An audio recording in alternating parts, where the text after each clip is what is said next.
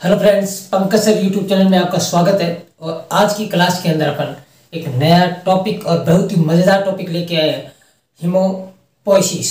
जैसे कि अपन बात करें तो ब्लड अपने पढ़ा और ब्लड के अंदर किस प्रकार से क्या ब्लड का निर्माण कैसे होता है अपनी बॉडी के अंदर, वो अपन आज की क्लास के अंदर पढ़ेंगे। तो बहुत ही इंटरेस्टिंग टॉपिक है। प्लीज़ अपन ज़्यादा से ज़्यादा आप इस पर कंसंट्रेट करें और बहुत ही इंपॉर्टेंट एग्जाम के अंदर आने वाला है ये टॉपिक। तो आज की क्लास के अंदर अपन बच्चों पढ़ेंगे कि हीमोपोइसिस क्या होता है।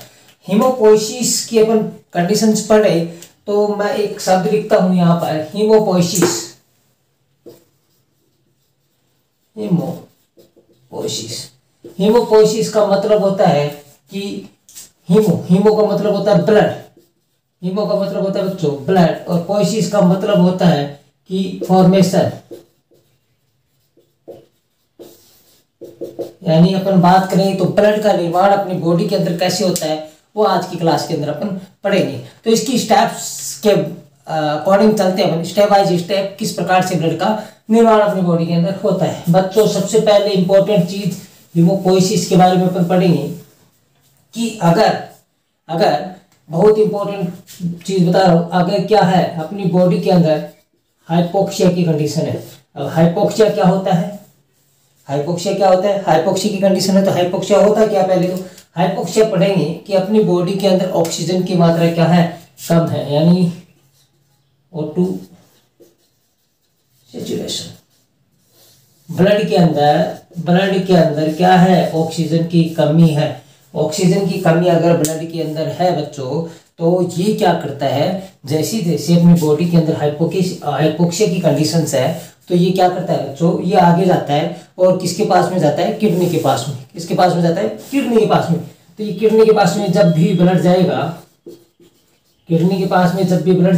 तो किडनी के पास पता चलेगा कि बॉडी के अंदर क्या है, हाइपोक्सिया की कंडीशंस है। तो किडनी के अंदर इसकी स्ट्रक्चरल एंड फंक्शनल यूनिट होती है नेफ्रॉन।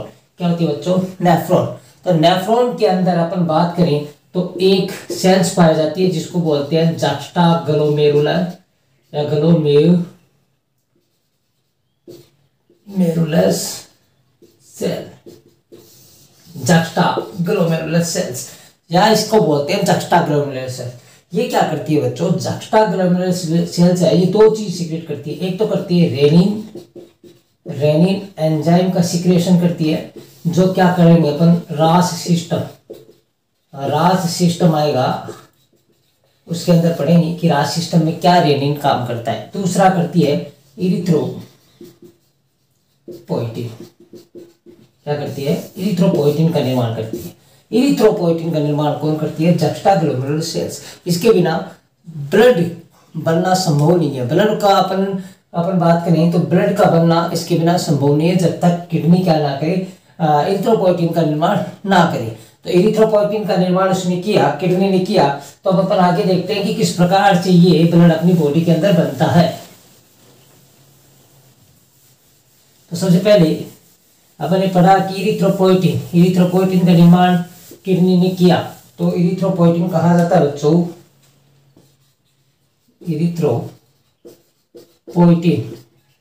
इरिथ्रोपोइटिन है किडनी से किसके अंदर जाता है बच्चों, बोन मेरो के अंदर। कहा, बोन मेरो के अंदर। बोन मेरो में भी कौन सा, रेड बोन मेरो के अंदर क्या करता है, इरिथ्रोपोइटिन जाता है और यहां से इरिथ्रोपोइसिस की कंडीशंस होती है। ठीक है, अगर अपन बात करें तो ये बोन मेरो के अंदर गया तो बोन मेरो क्या करता है बच्चों, बोन मेरो के अंदर एक पाई जाती है स्टेम सेल्स प्रेजेंट होती है। स्टेम सेल्स की बात करें बच्चों, स्टेम सेल्स की बात करें तो ये क्या होती है, मल्टीपुलेंट एंड प्लूरोपुलेंट। मल्टीपुलेंट का और प्लूरोपुलेंट का मतलब होता है कि ये हर चीज का निर्माण कर सकती है। कौन, स्टेम सेल्स हर चीज का निर्माण करती है। अपन बात करेंगे कि कैसे कैसे, यानी ये जिस ऑर्गन के अंदर होगी उसके अंदर उसका निर्माण करने का काम करती है। तो स्टेम सेल्स को अभी पता नहीं है कि उसको क्या निर्माण करना है। तो अगर ये स्टेम सेल्स क्या करेगी बच्चों, किसका फॉर्मेशन करेगी, colony E, formation colony E. अब अपन बात करें फॉर्मेशन कॉलोनी ई, देखो बहुत इंपॉर्टेंट चीज है, यहाँ से आपको मिलेगा। फॉर्मेशन कॉलोनी ई का निर्माण करेगी स्टेम सेल्स, तो बनाएगी वो इरिथ्रोसाइट। क्या बनाएगी? इरिथ्रोसाइट। अगर ये क्या करेगी बच्चों, एम का कॉलोनी फॉर्मेशन एम का निर्माण करेगी, तो ये करेगी mega Cairo blast, mega Cairo blast का निर्माण करेगी। और अगर ये करेगी, मान लो अपन बात करें तो ये करेगी एन और एम का। एन और एम का मतलब होता है, एक तो अपन लिखेंगे न्यूट्रोफिल्स और एक एम लिखेंगे अपन मोनोसाइट। एम तो करेगी मोनोसाइट का और ये करेगी न्यूट्रोफिल्स का। और न्यूट्रोफिल्स अपन ने 3 पढ़ी थी, कौन कौन सी पढ़ी थी, सॉरी हाँ न्यूट्रोफिल्स। इसके अंदर अपन बात करें ग्रेनुलोसाइट, इसके अंदर न्यूट्रोफिल्स, इसिनोफिल्स एंड एक अपन बात करें तो बेसोफिल्स। अगर अपन बात करें तो ये एन मोनोसाइट का, और अगर अपन बात करें ये ग्रेनुलोसाइट होती है। ये क्या होती है? ग्रेनुलोसाइट। ठीक है, तो ग्रेनुलोसाइट होती है, इसका निर्माण करती है, जिसके अंदर न्यूट्रोफिल्स आती है, इसिनोफिल्स आती है एंड बेसोफिल्स आती है। ठीक है, बेसोफिल्स आती है, इसके बारे में अपन ने WBC में पढ़ चुका था। एक आती है बच्चों लास्ट में एल करती है लिम्फोसाइट, इसका लिम्फोसाइट का निर्माण। तो इस प्रकार से, यानी ये हो गई प्लेटलेट्स, ये हो गई आपकी जो न्यूट्रोफिल्स है, इसको माइलोब्लास्ट से बनती है। माइलोब्लास्ट क्या होती है? इसकी इमेच्योर साइट होती है, और इससे क्या होता है? न्यूट्रोफिल्स, बेसोफिल्स एंड इसिनोफिल्स बनती है ना। तो ये इस प्रकार से अपन बात करेंगे, इस प्रकार से बनता है। यानी स्टेम सेल्स किसका फॉर्मेशन करती है? कॉलोनी। अगर ई है तो इरिथ्रोसाइट, एम है तो मेगा कैरियोसाइट, और एम है तो ये हो गई न्यूट्रोफिल्स, इसिनोफिल्स, बेसोफिल्स, और एम है तो मोनोसाइट, और एल है तो लिम्फोसाइट। इस प्रकार से क्या करती है? ये बनती है। तो अपन पढ़ते हैं इरिथ्रोसाइट अपन ने पढ़ेंगे कि आरबीसी का निर्माण कैसे होता है। मोस्ट ऑफली आरबीसी ज्यादा पाई जाती है अपनी बॉडी के अंदर, तो आरबीसी का निर्माण होता क्या है, कैसे है, वो अपन पढ़ेंगे आज की क्लास के अंदर।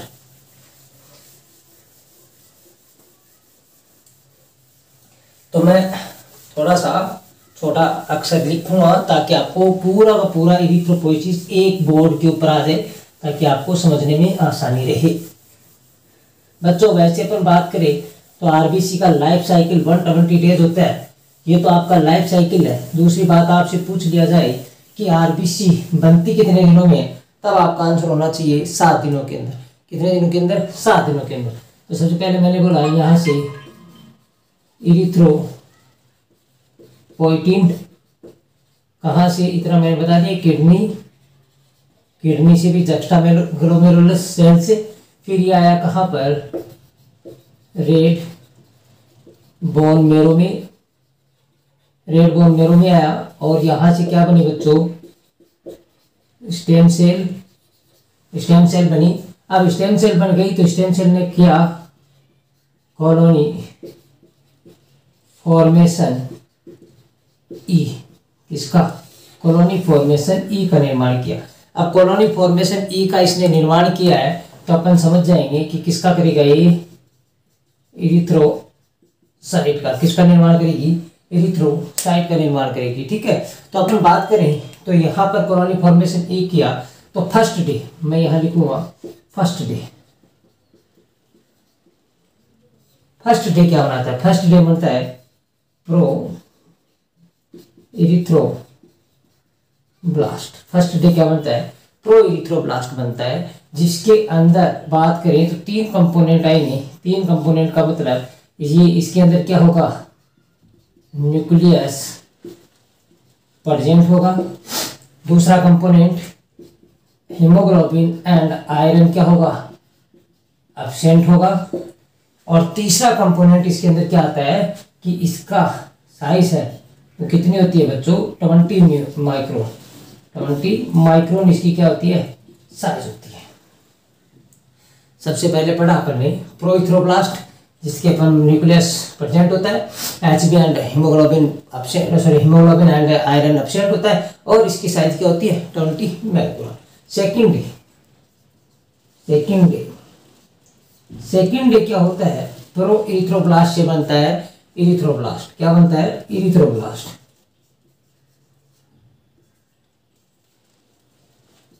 इरिथ्रोब्लास्ट के अंदर क्या होता है, न्यूक्लियस है वो प्रेजेंट रहेगा बच्चों। दूसरी बात, HB and iron take place लेना स्टार्ट कर देते हैं, और इसका जो आकार है वो कितना हो जाता है, 16 म्यू। थर्ड डे क्या होता है बच्चों, थर्ड डे अपन बात करें, थर्ड डे बनती है इंटरमिटेंट इरिथ्रोब्लास्ट। थर्ड डे बनती है इंटरमिटेंट इरिथ्रोब्लास्ट। इसके अंदर क्या होता है, इसके अंदर भी क्या होता है, nucleus present. Second one, HB and FE take place continue. ये क्या करते हैं, कंटिन्यू अपना प्लेस, और इसका आकार हो जाता है 12 माइक्रोन। ये 3 दिन की बातें हो गई। नेक्स्ट पढ़ते हैं अपन फोर्थ डे क्या बनाता है, ये बनाता है बच्चों रेटिकुलोब्लास्ट।